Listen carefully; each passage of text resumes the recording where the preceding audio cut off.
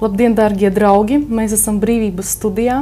Šodien pie mums viesos ir Saeimas deputāte Glorija Krivcova. Sveika, Glorija! Labdien! Mēs ar tevi tiekamies Latvijas valsts svētku nedēļā. Un, protams, runāsim par Latviju un uzreiz negaidīts jautājums. Kādu tu redzi Latviju pēc 100 gadiem? Labdien visiem! Latvija, tās ir mūsu mājas. Mēs visi vēlamies, lai mūsu valsts plauktu, lai mūsu valsts ziedētu, un lai mēs saglabātu to, kas mums ir pats svarīgākais – mūsu pamatidentitāti, mūsu pamatvērtības. Un kas ir mūsu pamatvērtības? Mums ir ģimene. Ģimene. Tas, kas ir noteikti mums satversmē, to, ko ir radījis Dievs, vīrieti un sievieti. Un es gribu, lai pēc 100 gadiem mums būtu plaukstoša valsts, no kuras iedzīvotāji negribētu braukt prom, bet atgrieztos uz šejieni. Un arī citi, lai sauktu Latviju par mājām. Tādu es redzu Latviju. Nevis Latviju, kur cilvēki izbrauc, bet Latviju, kur cilvēkiem ir labi un kur cilvēki atgriežas un sauc viņu par savām mājām. Un vai tu šodien redzi procesus, kas veicina to, lai pēc 100 gadiem Latvija vispār pastāvētu? Diemžēl ir tā, ka tagad ir tādi procesi, kas tiešām apdraud mūsu valsts nākotni, mūsu pamatidentitāti, pamatvērtības. Un mēs visi saprotam, ka gan ekonomiskā transformācija nav izdevusies, gan reimigrācijas politika nav izdevusies, gan mūsu vērtību uzspiešana mūsu valstī var apgriezties ar to, ka mums nebūs nākotnē ne plaukstošas Latvijas, ne visa tā sapņa. Un ne visa tā to atmiņu, ko mēs zinām, ko mēs saucam par Latviju. Un to es domāju, gan partnerattiecību likums, gan Stambulas konvencijas ratificēšana. Tas ir drauds mūsu valsts nākotnē. Jā, mēs par to noteikti parunāsim vairāk. Vēl gribēju parunāt par patriotismu. Kā tu saproti vārdu patriotisms? Bieži cilvēki komentāros man saka, tu esi patrioti, bet sakiet lūdzu, kas ir patriotisms? Jā. Kas ir patriotisms? Cilvēks, kurš kliedz, ka viņš ir par Latviju no aizrobežas, vai cilvēks, kurš šeit dzīvo, strādā, pelna maizīti sev ikdienai, maksā nodokļus, rūpējas par savu valsti, par savu ģimeni, kurš ar darbiem pierāda, ka viņš ir savas valsts patriots, kurš rūpējas par sevi, par apkārtējiem un veicina to, lai mūsu valsts, kā jau es arī teicu, pēc 100 gadiem būtu plaukstoša. Tie ir tie, kas uz darbiem un ar darbiem pierāda, ka viņi ir šīs valsts patrioti. Tie ir tie, kas ir palikuši šeit un rūpējas par savu valsti, rūpējas par sev apkārtējiem cilvēkiem. Tie ir patrioti, nevis tie, kas kliedz no aizrobežas un māca dzīvot mums, kā pareizi dzīvot Latvijā. Bet tie ir tie, kas nav pametuši šo valsti šajos grūtajos laikos, jo atzīsim, mums ir smagi laiki Latvijā, grūti laiki. Tie ir tie patrioti, kas te palikuši, te dzīvo, ievēro likumus un dara visu, lai mūsu valsts neatkarīgi no tā, kas notiek politikā, būtu plaukstoša. Jā, tieši tā. Mums dažreiz rodas sajūta, ka Latvijā ir izveidotas divas grupas ar diametrāli pretējiem uzskatiem par to, kas ir balts un melns, par to, kas ir labs un slikts. Pirmo reizi es to novēroju vakcinācijas sakarā, ja? Jo bija pretēji uzskati par to, kas ir cilvēka tiesības un vai cilvēks var izvēlēties, ko darīt ar savu ķermeni, vai viņš nevar to izvēlēties. Bet pašreiz tāds strīda objekts ir Stambulas konvencija un partnerattiecību likums. Es esmu pārliecināta, ka daudzi cilvēki domā, ka tas ir viens kaut kāds likuma projekts. Un tik tiešām ļoti daudz ir kaut kādu mistērijas, misēkļu un maldu ap šo tēmu. Es gribētu, lai tu pastāsti savas pārdomas par Stambulas konvenciju un kāpēc ap šo tēmu ir tādi strīdi Latvijā šodien. Ziniet, Stambulas konvencija, es varu to arī skaļi paust publiski, tas nav mūsu valsts pamatvērtība, tas nav mūsu valsts interesēs, un tūlīt es skaidrošu, kāpēc. Stambulas konvencijā ir ļoti daudz pantu, kas virspusē runā par vardarbību pret sievietēm. Protams, mēs visu saprotam, vardarbību nedrīkst pieļaut, un tas nav pieļaujams, taču visiem, kas saka, ka tas ir par vardarbību, es varu atbildēt kā likumdevējs. Mums likumdošanā ir visi likumi, visi likumi, panti, lai aizstāvētu sievietes, bērnus un ikvienu personu no vardarbības. Taču mums nestrādā izpildorgāns, mums nestrādā policija. Un, ja ir visa likumdošana, un pat policija nestrādā, tad mums ir jācīnās nevis par to, lai iefiltrētu mūsu tieslietu sistēmā un izglītības sistēmā Stambulas konvenciju, bet jāstrādā ir ar policiju. Un jāstrādā ir tur un jāliek labs pamats tur, lai viņiem būtu interese, lai viņi gribētu strādāt, lai viņi būtu ieinteresēti pildīt savu darbu tā, kā viņiem viņš arī jāpilda. Un daudzi stāsta, kāpēc tu esi pret Stambulas konvenciju? Es ļoti skaidri arī pateikšu. Es esmu pret sociālo dzimumu ieintegrēšanu mūsu izglītības sistēmā. Es esmu pret sociālo dzimumu ieintegrēšanu tieslietu sistēmā. Un man kā cilvēkam, kurš nedaudz sāk saprast no tā, kas vispār valstī notiek un globāli saliek visu kopā, nav pieņemams, ka kaut kādi orgāni no aizrobežas iejaucas mūsu valsts iekšējos procesos. Es runāju tagad par grēviju organizācijām, kuras tiks, protams, arī finansētas attiecīgi no attiecīgajiem resursiem. Un tad sakiet lūdzu, par kādu valsts drošību un nākotni var būt runa, neatkarību, ja mēs zinām, ka ir kāds orgāns, nesaprotamā sastāvā no nesaprotamiem cilvēkiem, kurš iejauksies mūsu valsts iekšējos procesos. Tas nozīmē, ka mēs vairs nebūsim saimnieki savā zemē un ka mēs vairs nevarēsim kontrolēt to, kas notiek. Jo mēs zinām, ka konvencija būs augstāk par mūsu likumdošanu. Un ar to arī jāsaprot. Un tieši kā pateikt, genderpolitikas sadaļa Stambulas konvencijā ir tās stūrakmens, ir tie zemūdens akmeņi, par ko cilvēki nemaz negrib runāt. Viņi aizbildinās, ka tas ir par sociālo vienlīdzību, visādas tādas lietas, bet kāds sakars sociālajai vienlīdzībai ar sociālajiem dzimumiem? Kas ir sociālajie dzimumi? Piparkūku vīriņš vai grāmatiņa tur lejā? Un tas arī ir tas jautājums, ko mēs gribam uzdot. Un, lai mums atbild, bet mums skaidrot, tas ir par vienlīdzību, tas ir par vardarbību. Taču cilvēki neaizdomājas, pat vīrieši, kas aktīvi aizstāv, viņi neaizdomājas, ka šī konvencija būs tas, kas apdraudēs vīriešu drošību. Vīriešiem ir uzmanīgi jāizlasa konvencija un jāsaprot, ar ko tas draud cilvēkam. Jo teikt, ka tas ir pret vardarbību, par vardarbību, ir nekorekti, jo likumdošana ir viss. Ja tiešām tās organizācijas un, teiksim, progresīva un jaunā vienotība gribētu cīnīties par vardarbību, tad viņi likumdošanā veiktu grozījumus. Piedāvātu stingrākus sodus un tiešām tas arī jau tika piedāvāts un tika apstiprināts. Tad es nesaprotu jēgu, priekš kam tā konvencija ir vajadzīga, ja likumdošana ir. Un tad jūs iedomājaties to situāciju, ka tam policistam, kurš tagad nepilda savus pienākumus, tajā pašā Jēkabpils gadījumā, viņam iedos tagad rokās konvenciju, un viņš pēkšņi sāks pildīt savus pienākumus? Vai pēkšņi vardarbība izbeigsies? Tad sajūta, ka ar konvencijas ienākšanu Latvijā beigsies vardarbība. Nē, nebeigsies. To mums pierāda Zviedrijas gadījums, kad vardarbības līmenis pēc konvencijas ratificēšanas ir tikai paaugstinājies. Un pierāda Turcija, kura saprata, ka tās nav viņu vērtības un izstājās. Un mēs redzam, kas notiek Polijā. Vai mēs to gribam darīt? Vai tas mums ir vajadzīgs? Tas ir jāuzdod jautājums tiem, kas tagad maina kažokus un aizrunājās ar to, ka viņi to pieņems ar atrunām. Atrunas 78. pants neparedz. Ļoti interesanti ir tas, ka tos, kas ir pret Stambulas konvenciju, saka, ka tie cilvēki ir par to, lai varētu vardarbīgi izturēties pret sievietēm, bet tas tā nav. Cilvēki, kas ir pret Stambulas konvenciju, nav par vardarbību. Viņi ir tieši viņi ir pret to, lai mums ieviestu kaut kādas jaunas dzimumu normas, kas nav dabiskas. Un ir diezgan pazemojoši no valsts pirmajām amatpersonām dzirdēt pārmetumus, ka tie, kas ir pret konvenciju, ir ietekmēti no Kremļa. Kādā sakarā?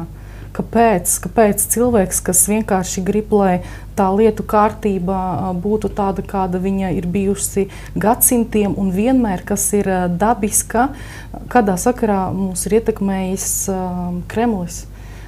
Tas ir ļoti, ļoti aroganti no valsts amatpersonu puses, no Kariņa, no jaunās ministres, mūsu Siliņas un arī ļoti, ļoti daudziem citiem. Vai arī tas jaunais partnerības likums, viņš kaut kā ir saistīts ar Stambulas konvenciju, vai tas ir kaut kāds pilnīgi atsevišķs stāsts? Tas ir vēl viens Trojas zirgs. Vai? Tas ir tas, ko mums pasniedz tik skaisti, kā mēģina Zaļo zemnieku savienība pateikt, partnerības likums, tas ir likums par 2 tantiņām. Es teikšu jūs apbēdināt. Tas nav likums par 2 tantiņām. Opozīcijas partijas bija iesniegušas visus priekšlikumus, lai otrajam lasījumam, ja jau tas ir par 2 tantiņām, tad pieņemiet mūsu priekšlikumus, jo tas apstiprinās to, ka tas ir par 2 tantiņām. Visi priekšlikumi opozīcijas tika noraidīti. Tātad izriet secinājums. Tas nav par 2 tantiņām, un viennozīmīgi tas ir sasaistīts ar tām atrunām, kuras tiks ierakstītas Stambulas konvencijā, uz kuru pamata zemnieki attaisno savu nodevību, savu vēlētāju nodevību un balsos noteikti par Stambulas konvencijas ratificēšanu Latvijā.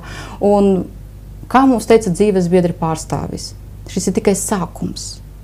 Ir tikai sākums, mums sagaida vēl 70 izmaiņas dažādos likumos par to, lai sagatavotu visu viendzimuma laulību legalizāciju. Un tad skatīsimies tagad arī tieši tā, izpētot, sākot ar notariāta likumu, beidzot ar visu pārējo, ar pensijām un nodrošinājumu, sociālo nodrošinājumu. Mēs redzam, ka tas tiešām tiek gatavots pamats, lai uzceltu lielu māju. Un tā māja būs viendzimuma laulību legalizācija. Un to mēs visu tagad redzam. Sākot ar to, ka viņi tagad varēs reģistrēt savas partnerattiecības tur dažādos savienojumos, dažādās veidojumos. Es nezinu, kā tur cilvēkiem tā fantāzija darbosies. Man darbojas tā tikai, kā ir satversmē noteikts vīrietis un sieviete. Un nav arī skaidrs, ja šīs personas ir tuvās fiziskās attiecībās. Mums arī nenoskaidrojam, kas ir tuvās fiziskas attiecības. Mums neizskaidroja to. Bet tuvās attiecībās, tad kāpēc šie cilvēki nedzīvo civil laulībā? Un kāpēc šie cilvēki neiet nereģistrē laulību? Ja jau tas ir par 2 tantiņām, tad viss ir vienkārši. Mums jau tagad 110. pants paredz to, ka šiem cilvēkiem ir nodrošināta iespēja doties pie notāra.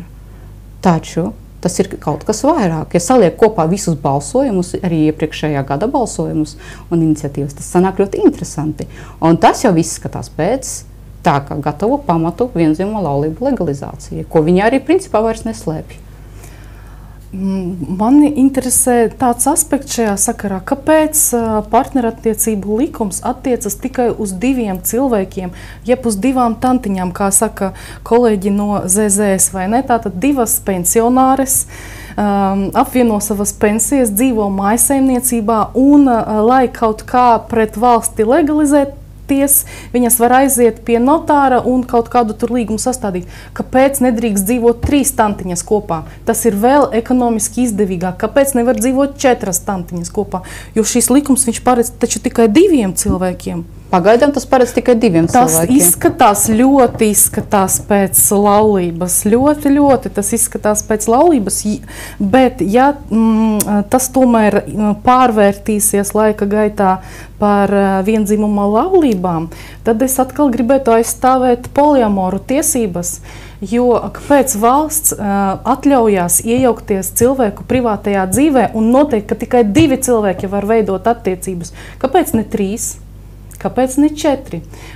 Jo kā tur ir mātei Latvijai, visi bērni ir mīļi. No, kāpēc viņi nevar būt mīļi, ja viņi veido ģimeni 3 pieauguši cilvēki, nevar veidot stabilu sabiedrības šūniņu? Kaut kas nav līdz beigām šajā likumā izstrādāts, vai ne, Glorija? Šajā likumā patiesībā ir iestrādāta arī viena ļoti drausmīga lieta, šausmīga, kā bērnu adopcija. Un jau 2 tantiņas dzīvo kopā, apvieno savu pensiju, ko viņas tagad pēc likuma principā drīkst aiziet un pie notāra reģistrēt. Tad par kādu bērnu adopciju runa? Un kā tas iekļaujās partnerattiecībās, ja tas nav laulība, ja tas nav ģimene, tad bērns dzīvos, par kādu bērnu adopciju iet runa?